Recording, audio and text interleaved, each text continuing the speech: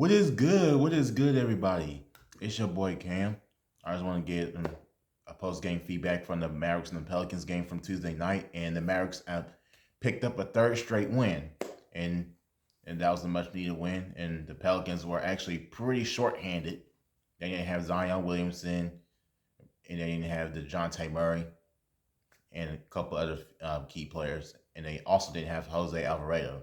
But Pelicans are actually struggling right now. They're sitting in 14th place in the West, so they're one of the worst teams in the West right now due to all these injuries. But I honestly think the Pelicans will end up trading Zion Williamson in the future because he hasn't completed a whole season with the Pelicans ever since he was drafted by them, and I think it's time for the Pelicans to make the trade for Zion.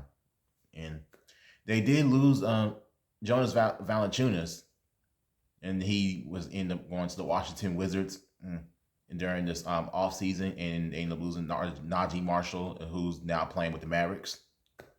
And I do want to talk about some of the stats for the Mavericks.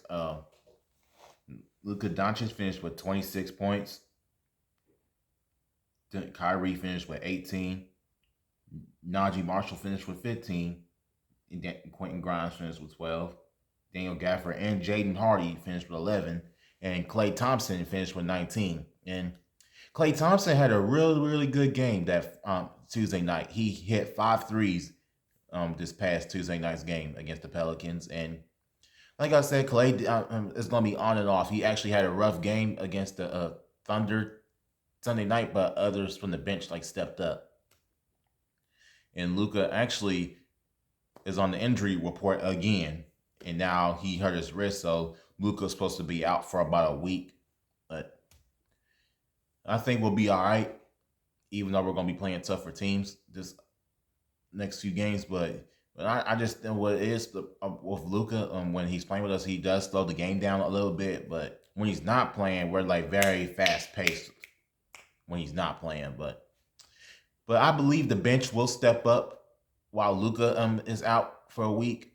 And I think the player has stepped up for Luka for a while is Quentin Grimes. Quentin Grimes has actually been stepping up pretty good off the bench, and so has Najee Marshall. And Spencer Dinwiddie is actually pretty struggling right now, but he did play pretty well against the Thunder in the fourth quarter. He finished with 10 points in the fourth quarter, and Spencer Dinwiddie actually didn't get in the game that Tuesday night, which was kind of weird and odd. And I expected him to get in, but I guess we're still working on the rotations to see what's going to be going from there.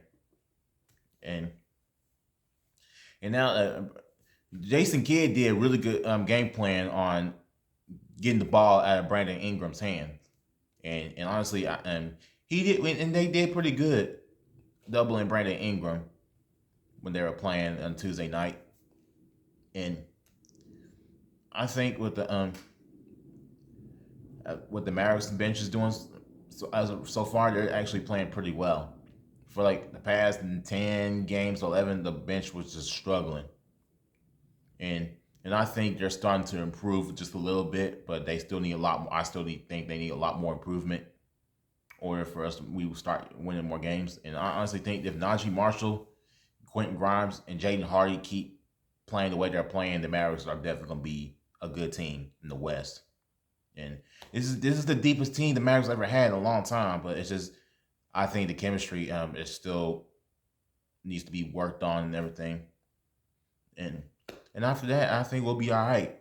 But I do want to talk about the Wings actually end up getting the number 1 draft pick. They actually end up getting they won the lottery, and they're supposedly supposed to get Paige Beckers from the University of UConn. And I expect her to declare for the WNBA draft this upcoming WNBA season. But I found out that Paige Beckers actually has one more year of eligibility. But if I was the number 1 pick, predicted to be the number 1 pick, I would definitely go declare for the draft. And I think it's time for Paige Beckers to go on and go to the draft. And the game of the year, I think it was going to be real good for the Dallas Wings once we officially draft Paige Beckers. Is the Indiana Fever and the Las Vegas Aces. And I honestly expect a very, very packed house. And season tickets for the Dallas Wings already sold out for the second year in a row, all because we got that number one draft pick, and mainly because Paige Beckers is supposed to come to Dallas. But the Dallas is getting pretty big names now. After, like, kind of same thing with the Mavericks. Like, we're getting like Kyrie Irving, and now we got Klay Thompson, one of the best 3-point shooters in the NBA. Even though he hasn't been the same after he had his injury, but and then they're talking about the Dallas Wings is actually supposed to have a few more games on ESPN, and they may have to play at a bigger venue. And I think what could possibly happen, there's going to be like maybe 1 or 2 games played at the American Airlines Center this next upcoming season for the Wings once they officially draft Paige Beckers.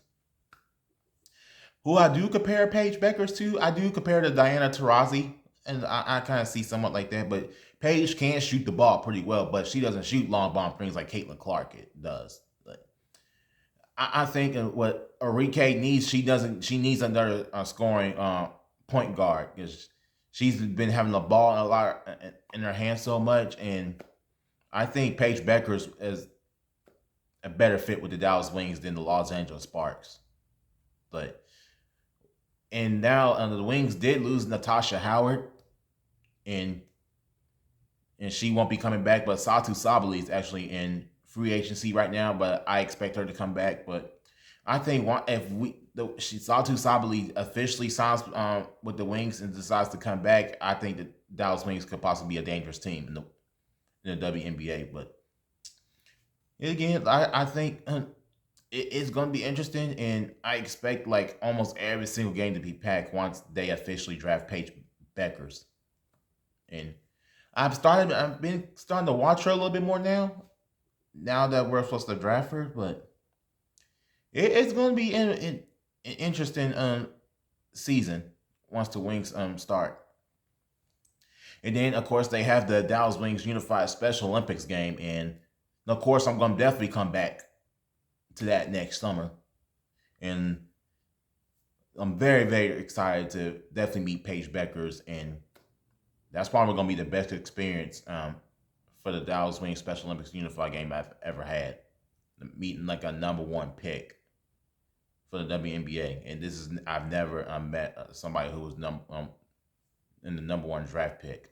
But it is going to be a fun season. But right now I'm more focused on the Mavericks, and then as hopefully we can Luka heals up real well, and we do need Luka. We definitely need him. We need a whole healthy team by the time playoffs get here, especially when we have to play like tough teams like Oklahoma City Thunder, and now the Golden State Warriors are tough. And especially Cleveland, they actually suffered their first loss against the Boston Celtics, and they ended up losing by 3. But they were actually getting beat by 23, and Boston just couldn't not miss any 3-pointers. They just couldn't miss. But Cleveland, of course, they came back, but almost ended up beating them at Boston. But I honestly think Cleveland has a possibility going to the finals this year. And I think if I see Cleveland playing Boston in the playoffs, I would pick Cleveland at 7. Because they ended up playing them last year, but Cleveland didn't have their whole team. But I just think the Boston Celtics are just the main problem in the West right now. And nobody expected Cleveland to be like 16-1 right now. Nobody expected that. I honestly did not expect that. But in New York is also a tough team in the East right now too, to watch out for. But so do we want to talk about this upcoming game schedule for the Mavericks for the next 5 games? So tomorrow night the Mavericks take on the Denver Nuggets when they end up losing it to them by 2 points last time. But I believe we can have a really strong chance to win this game. Like Nikola Jokic hasn't been playing due to personal issues, but I just pray that everything's going all right with him. And now on this upcoming Sunday, the Mavericks take on the Miami Heat. And the Miami Heat actually pretty good in the East. And Monday night they take on the Atlanta. They travel to Atlanta to take on the Atlanta Hawks. They're actually who's not too bad this year, and they end up getting the #1 pick from France. Wednesday night they take on. They're back home against the New York Knicks, and that should be a good game to watch. That and Jalen Brunson makes his return to Dallas. And next Saturday is we go back to Utah to take on the Utah Jazz, and hopefully we definitely got to get that revenge from the loss from last time. And then Luka should have been paying attention on his defense instead of like talking to the bench for the Mavericks, and at least he took the blame for it. But overall, I just hope that Luka will be all right and he just stays healthy. And just my problem with Luka, every time the season starts, he's always out of shape. He's not conditioned real well. But hopefully he'll be ready once we come back. But I believe he will. And once we get Luka and Dante Exum back, we'll be ready to go. Well, that concludes my podcast for today. I hope y'all have a good day, and I hope y'all have a blessed day.